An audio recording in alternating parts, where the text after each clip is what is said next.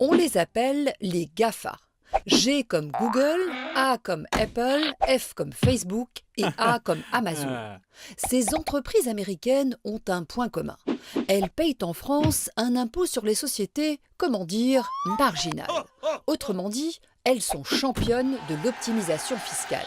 Prenons Google par exemple. Le fisc français s'est pris un râteau après avoir infligé un redressement fiscal d'1,1 milliard d'euros au moteur de recherche. Motif invoqué par le tribunal administratif de Paris, Google n'a pas d'établissement stable en France, comprenez une entité économique autonome. En fait, l'essentiel des revenus sont enregistrés par Google Ireland, où est installé son siège européen. Ah, l'Irlande et son taux d'impôt sur les sociétés à 12,5% au lieu de 33% en France. Mais l'appétit de ces mastodontes ne s'arrête pas là. Google peut, via les Pays-Bas, délocaliser vers les Bermudes les bénéfices réalisés en Irlande. Vous suivez toujours ? Ce montage très prisé porte le nom de sandwich hollandais. Quand je vous dis qu'il se goinfre. Google aurait ainsi accumulé 63 milliards d'euros dans des paradis fiscaux.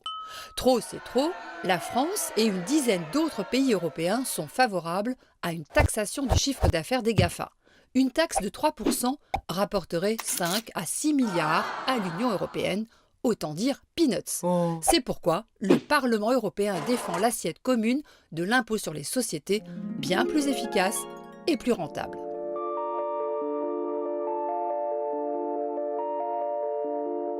La solution, elle est dans l'ACCIS, l'assiette commune consolidée d'impôts, qui fait qu'on consolide les bénéfices des multinationales. Ensuite, ce n'est pas la multinationale qui décide où elle veut payer des impôts, ça ne la regardera plus. Et c'est les États qui vont se répartir cet impôt. Le principe, c'est de regarder quelle est la part du profit fait par une entreprise en Europe, sur son chiffre d'affaires total, de regarder combien est-ce qu'elle a de clients, combien est-ce qu'elle a de connexions, et en fonction de ça, de considérer qu'elle constitue un établissement stable. Vous voyez, c'est une approche assez révolutionnaire. Nous ne sommes pas obligés de continuer à nous laisser piller. Le nombre d'habitants des pays voleurs est très faible. C'est moins de 20 millions d'habitants sur 550 millions.